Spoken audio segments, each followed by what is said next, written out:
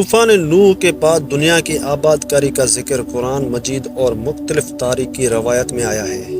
قرآن کے مطابق نوح علیہ السلام کے ساتھ جو مومن تھے وہ طوفان نوح سے بچ کر ایک کشتی میں سوار ہو گئے تھے اور طوفان نوح کے بعد زمین پر دوبارہ آباد ہوئے۔ اس کے بعد نوح علیہ السلام کی نسل سے انسانوں کا دوبارہ پھیلاؤ شروع ہوا۔ قرآن مجید میں بیان کیا گیا ہے کہ نوح علیہ السلام کے بعد اللہ تعالیٰ نے ان کی نسل سے دوبارہ لوگوں کو بڑھایا اور ان کی نسل کو مختلف علاقوں میں پھیلایا۔ یہ بھی کہا جاتا ہے کہ نوح علیہ السلام کے بیٹے حضرت سام، حام اور یافس تھے اور ان کے ذریعے مختلف قوموں اور نسلوں کی ابتدا ہوئی۔ حضرت سام کی نسل سے عرب اور اسرائیلی قومیں نکلیں، حضرت حام کی نسل سے افریقی قومیں اور حضرت یافس کی نسل سے مختلف یورپی قومیں پھیلیں۔ اس طرح طوفان نوح کے بعد دنیا میں انسانوں کی آباد کاری اور تمدن کا آغاز ہوا۔ طوفان گزر جانے کے بعد جب کشتی جودی پہاڑ پر رکی تو اس میں 80 افراد اترے۔ ان بارے میں حضرت عبداللہ بن عباس رضی اللہ تعالیٰ عنہ سے روایت ہے کہ طوفان نوح گزرنے کے بعد 80 افراد کشتی سے اترے۔ انہوں نے اور ان کی اولاد نے زمین کو نئے سر سے آباد کیا۔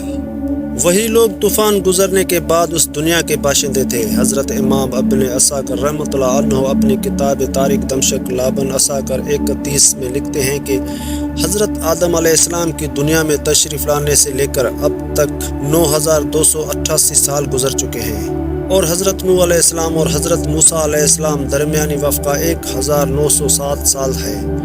حضرت آدم اور حضرت نوح علیہ السلام کے درمیان 1142 سال کا فرق ہے، یعنی حضرت آدم کی وفات کے تقریباً 1420 سال بعد طوفان نوح کا عذاب دنیا پر واقع ہوا۔ جب یہ 80 لوگ کشتی سے اترے تو یہ شروع میں بابل کے ارد گرد آباد ہوئے اور وہاں انہوں نے ایک بازار بھی قائم کیا جس کو شوق شمانین یعنی 80 افراد کا بازار کہا جانے لگا۔ شروع میں یہ مختلف زبانیں بولتے تھے، پھر اللہ پاک نے ان پر کرم کیا اور ان کو ایک نئی زبان عربی سے متعارف کروا دیا۔ حضرت نوح علیہ السلام کی اولاد کے بارے میں 2 روایات پائی جاتی ہیں۔ پہلی روایت یہ ہے کہ طوفان نوح سے قبل حضرت نوح کی کوئی اولاد ہی نہیں تھی، جبکہ دوسری روایت جو کہ کافی مستند ہے کہ طوفان نوح سے حضرت نوح علیہ السلام کی اولاد موجود تھی، جبکہ ان کے بیٹے سام کی عمر 98 برس تھی۔ یہ یاد رہے کہ طوفان نوح میں تمام انسانیت کو اللہ پاک نے ہلاک کر دیا سوائے ان 80 لوگوں کے جو کہ حضرت نوح علیہ السلام پر ایمان لائے اور کشتی میں سوار ہوئے۔ آج یہ ساری دنیا نسل نوح علیہ السلام کی مانی جاتی ہے۔ اللہ پاک قرآن میں فرماتا ہے کہ ہم نے اس کی اولاد کو باقی رکھا۔ حضرت ابن عباس رضی اللہ تعالیٰ عنہ سے روایت ہے کہ حضرت نوح کے 4 بیٹے پیدا ہوئے تھے، سام، حام، یافس اور کنان۔ حضرت سام کی اولاد سفید اور گمدمی رنگ کی پیدا ہوئی، حضرت حام کی اولاد کالی پیدا ہوئی، تیسرے بیٹے حضرت یافس کی اولاد سرخ مائل پیدا ہوئی اور چوتھا بیٹا کنان تھا جو کہ طوفان نوح میں ہی غرق ہوا تھا۔ حضرت ابو قتادہ سے روایت ہے کہ تمام انسان حضرت نوح علیہ السلام کی ہی اولاد ہیں، چنانچہ یہ 80 افراد کی اولاد بڑھتے بڑھتے 1 لاکھ تک پہنچ گئی اور انہوں نے بابل کو اپنا مسکن بنا لیا۔ جب جگہ تنگ پڑنے لگی تو یہ لوگ دوسرے علاقوں کی طرف ہجرت کرنے لگ گئے۔ حضرت نوح علیہ السلام کا 3 بیٹوں کا ذکر جو پہلے ہم بھی کر چکے ہیں۔ آپ کو بتاتے چلے کہ سام کو ایشیا، حام کو افریقہ اور یافس کو یورپ کا جد امجد کہا جاتا ہے۔ اس بات کو تاریخ کی تقریباً تمام کتب میں بیان کیا گیا ہے، یہاں تک کہ مغربی تاریخ دان بھی اس بات کو مانتے ہیں کہ اس وقت جو ہم دنیا میں موجود اقوام ہیں سب کے سب ہم حضرت نوح علیہ السلام کے انہی 3 بیٹوں کی اولاد سے ہیں۔ حضرت نوح علیہ السلام کے ان 3 بیٹوں میں سے حضرت سام کو یہ اعزاز حاصل ہے کہ طوفان نوح کے بعد آنے والے تمام انبیاء انہی کی نسل سے تھے۔ سب سے پہلے حضرت نوح علیہ السلام کے بیٹے حضرت سام علیہ السلام کا اولاد ذکر کرتے ہیں۔ حضرت سام کے بیٹوں کی تعداد تاریخی کتابوں میں متفقہ علیہ 11 بیان کی گئی ہیں، جن کے نام اعلام، کہتان، اسور، عاد، کتبہ اور فقصد، لوط، کئی، یود، ارشد اور ارام بیان ہوتے ہیں۔ ان میں سے ارام کے 4 بیٹے تھے جن کے نام اسوس، جتر، ہول اور جس تھے، اور حس تھے۔ جتر کے بیٹے کا نام سمون تھا، یہی حضرت صالح علیہ السلام تھے اور آپ قوم عاد کے پیغمبر تھے۔ اوس کے دو بیٹے تھے، ان میں سے ایک کا نام عاد اور دوسرے کا نام ابیل تھا۔ عاد ہی سے قوم عاد وجود میں آئی۔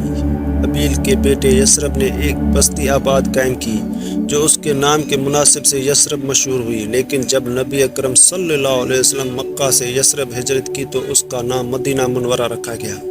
سام کے بیٹوں میں سے ارام کے علاوہ صرف ارفکسد کی اولاد کا تذکرہ تاریخ میں موجود ہے۔ ارفکسد کے دو بیٹے شالک اور کیمروس تھے۔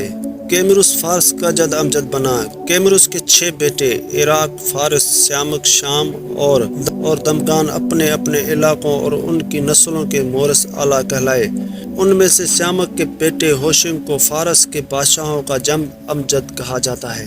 اسی طرح ارفکسد کا جو دوسرا بیٹا شالک، اس کا صرف ایک بیٹا جس کا نام عابر تھا۔ تاریخ دانوں نے انہیں عابر کو حضرت ہود علیہ السلام بھی لکھا ہے۔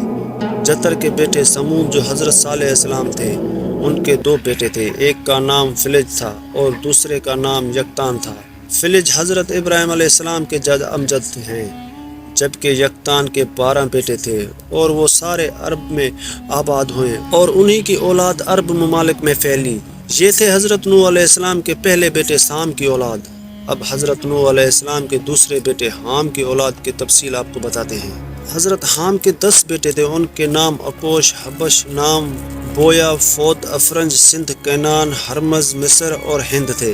ان میں سندھ کی اولاد نے سندھ، کینان کی اولاد نے کینان یعنی شام، مصر کی اولاد نے مصر، حبش کی اولاد نے حبشہ اور ہند کی اولاد نے ہندو کو آباد کیا۔ اسی طرح سے مصر کو مصریوں کا جمع امجد کہا جاتا ہے۔ اسی کے بیٹوں کے نام پودمی، اناسی، لیامی، نفوسی، فتروسی، کسلوجیا اور کفتوری بیان کیے گئے ہیں۔